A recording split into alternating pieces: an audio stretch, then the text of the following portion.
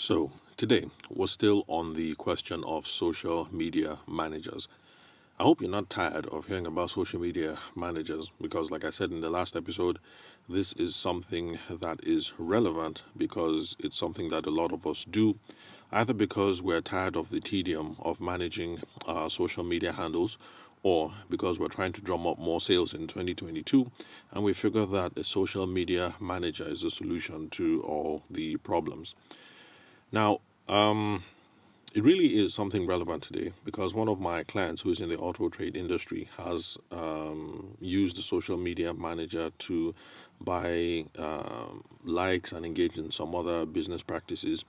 So, all these things that we've been talking about here this past couple of days about whether you should use a social media manager or not, what are their roles, responsibilities, who is responsible for sales, and functions are what functions are good for them to carry out and what functions are not.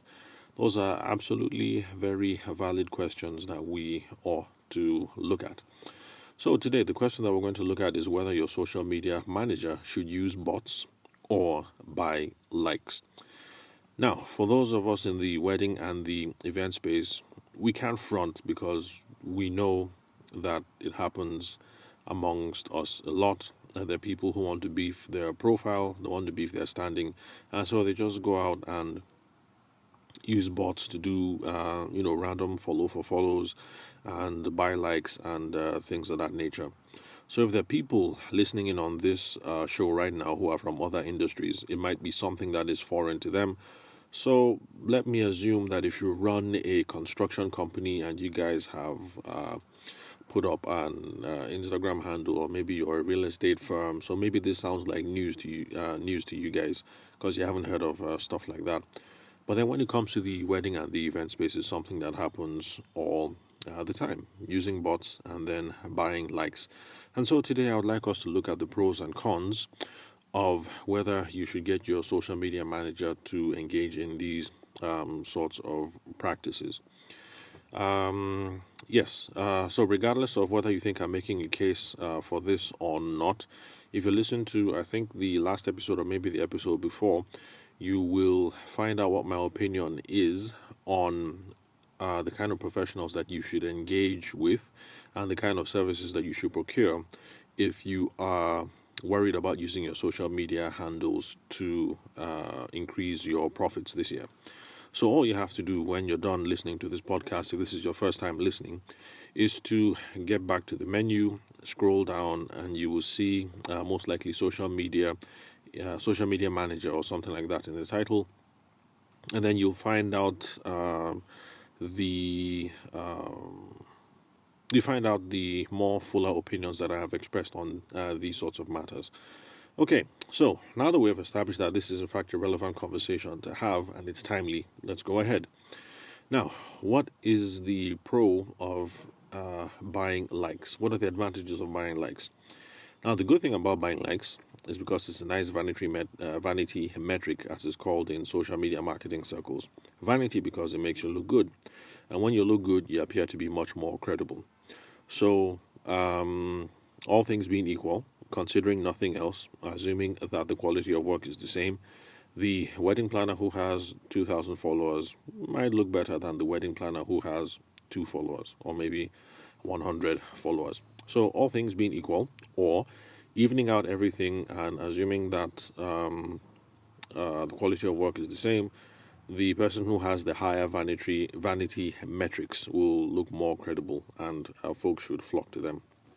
So that's the pro of buying likes and using bots for these kinds of activities. It makes you look good. Now, what's the disadvantage? Buying likes can actually ruin your credibility because if the person is a savvy Instagram user, and I think most of our brides and grooms these days, especially the brides, are becoming very savvy. All they have to do is just all they have to do is just tap through on who your followers are, and it becomes pretty obvious if all you have are bots because of the strange names that they have. Like you might have, follower, SYS00678846.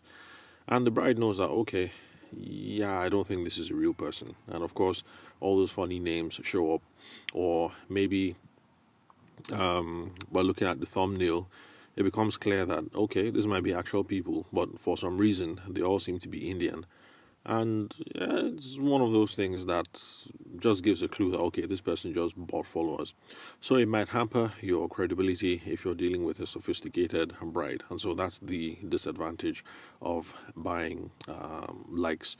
And of course, it's the same for whatever industry that you're in. So, like I said earlier, I gave the example of people involved in the construction trade. So, let's just say you construction people also like to hop on social media and you figure, let me use some of these tactics so I can look much better and enhance my credibility. A sophisticated buyer, inquirer, researcher will be able to figure out that these are just bought just by tapping through, and it's something that everyone can do. Now, another disadvantage of buying likes is that because the likes are bought, whatever it is that you put up on, whatever it is that, how will I put this? Okay, because you have bought the likes or bought the followers, the posts that you put on your day to day are not relevant to those people who are liking or following. And so, because of that, they are not going to engage with subsequent posts. So, I might buy likes and get 2,500 likes on this particular post. But then for the next 10, 50, 20, 100 posts where I didn't buy any likes, we're not going to have any engagement on that. And so everything just looks kind of skewed where you have this post that has 10,000 likes and then the next one is 2 or 3 or 4 and that continues for another week or two and then another 10,000 likes and then 1 and then 2 and then 3 and then 4. And so that poor engagement makes you seem less credible. But apart from that, it leads to several dings in the algorithm because it becomes clear that something funny is really going on here. And since this thing is algorithmic and all automated, it's something that they can figure out quite easily. For those people who tried playing the SEO game in the past, SEO, that's search engine optimization, and that's more of a Google play. I'm sure you can attest that algorithms figure these things out pretty quickly because Google got very good at figuring out who is trying to game the system and how, and then penalizing people accordingly. So this poor engagement is just because it's not relevant. You paid for the like, they dropped the like. Even if your future stuff shows up in their timeline, they're not going to like it. You haven't paid. It probably isn't relevant. So poor engagement, and then this is how it harms you over the long term. Now, when it comes to the question of getting your social media manager to procure bots for you, the logic is the same. You look credible just for a little while, but then people who are sophisticated can figure it out. The savvy bride can tap and figure out that these are not real people. These are probably bots, and then you have poor engagement over the long term, and then that harms your performance on the site. So whether it's Snapchat or Instagram, I'm not sure if I'm assuming that the same principles would apply if we're talking about Twitter. And then I don't know about the other text-based ones like Discord and all, but I'm assuming that in principle it will all be the same. So, a summary: should you get the social media manager to use bots to buy likes and engage in all these tactics? And the answer is nuanced. If you want to be impressive over the short term, then yes, by all means, go ahead. Because in the short term, yes, it will look impressive that Kemi LLC Wedding Planners has 50,000 followers, and that seems to trump over Ogenya Wedding Planning Incorporated, who has only 200. So, yes, in the beginning, it's going to make you appear more impressive. But then, is that going to make you viable over the long term? And the answer is no. So, Kemi LLC, who is doing all of this, is going to get dinged by the algorithms and the poor engagement. And then Ogenya Wedding Planner LLC might, over the course of 3-5 years or however long it takes, using organic engagements, might actually grow to be much more impressive and much more profitable than Kemi LLC who decided to engage in all these tactics. So that's my qualified answer, basically. If you want to be impressive now over the short term, yeah, then by all means do so. But if you want to be viable over the long term, then don't. And I think what we should be focusing on is sustainability and viability. Engaging in business practices that we know we can do reliably and repeatably today, tomorrow, next month, next year, next decade, that will continue to yield results.